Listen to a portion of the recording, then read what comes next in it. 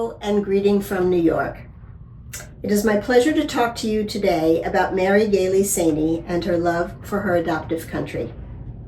I discovered Mary's letters by chance in the Porta Portese flea market in Rome several years ago, and she and her family have become the ongoing subject of my research ever since.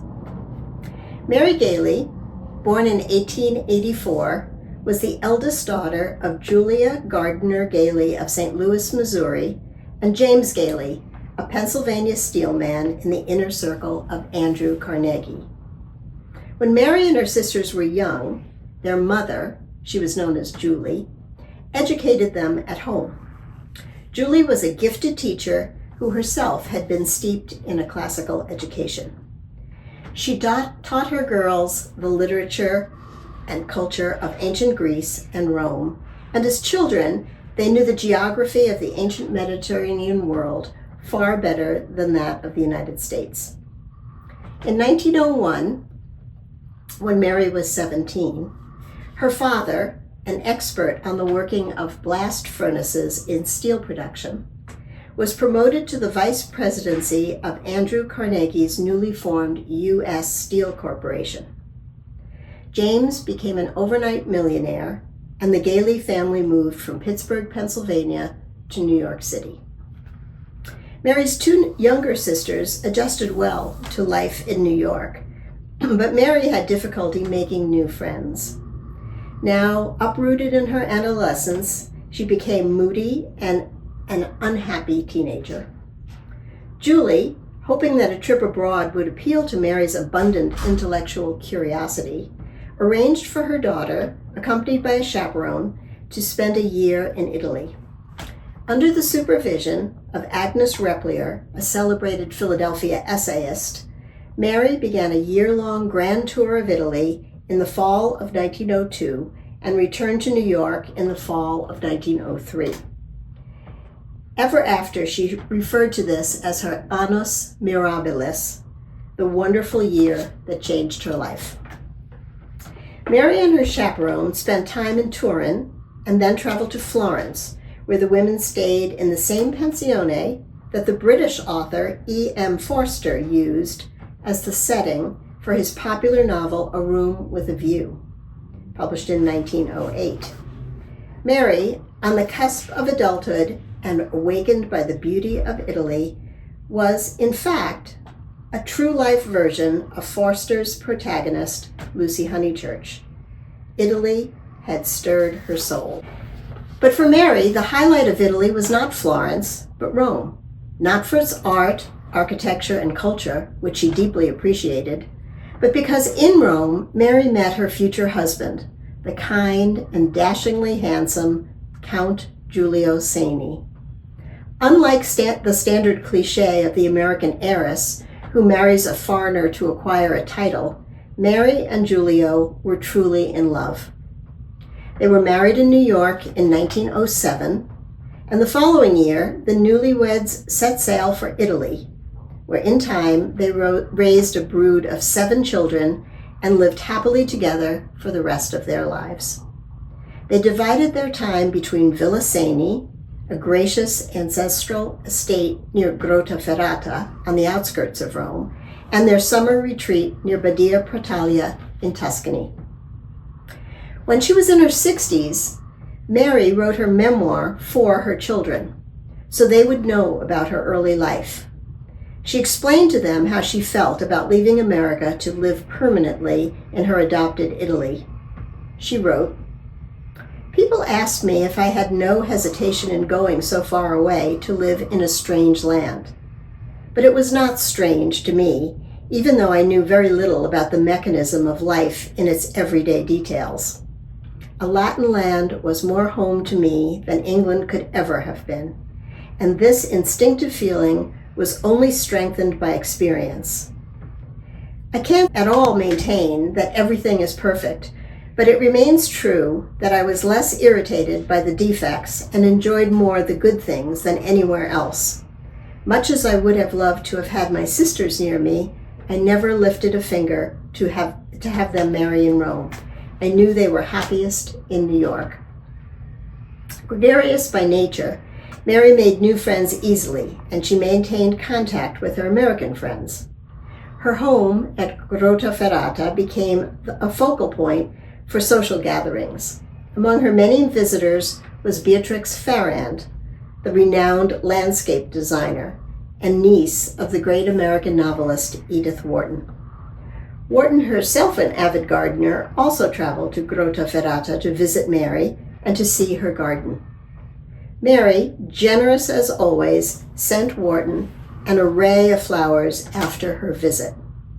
On May 15, 1932, Wharton expressed her gratitude to Mary in a letter. Dear Countess Senni, so many thanks for the glorious roses, the delicious orange blossoms, and the irises, for which I find no adequate epithet. The bronze gold one is a wonder, and I hope to identify them all by name soon at Villa Senni. Mary lived until the age of 86 and is buried with Giulio and several of her children in the cemetery of Prima Porta in Rome. Thank you for giving me the opportunity to speak about Mary Gayley Senni's background and her kindness and generosity. It is with great joy that we honor her today.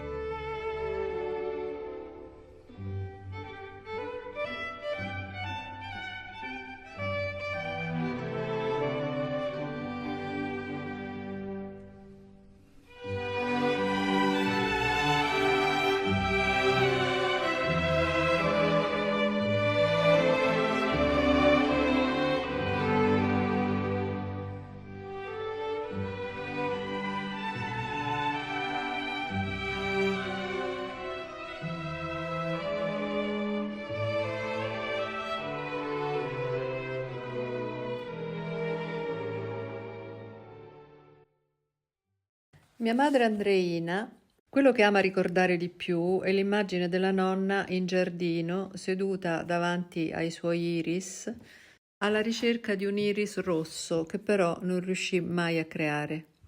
Quello che più gli si avvicinò fu un iris color ruggine che chiamò Giannandrea, come mio padre, forse perché papà aveva i capelli ramati.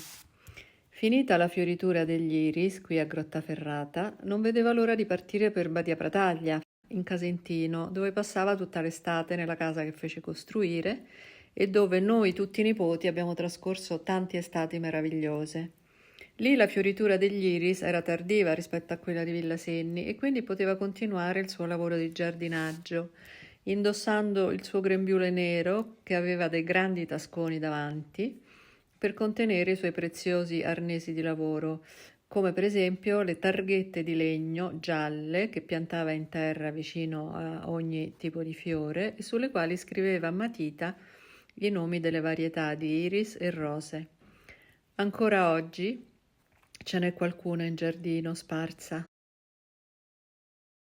Sua moglie era americana, fece un giardino che c'era tutte le razze dei fiori.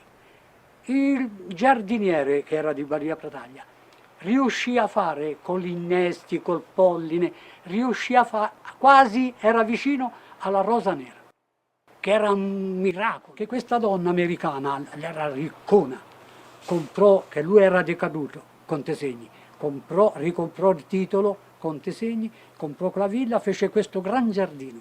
C'era tutte le razze, tutte dei fiori del mondo, che ambiva. Veniva suo, si metteva lì anche lei con delle pinzine, che noi in quel periodo che veniva, io facevo un manovale con questa ditta e noi si faceva le aiole a questa contessa e si vedeva che stava lì con questi, innestava, impollinava questi fiori.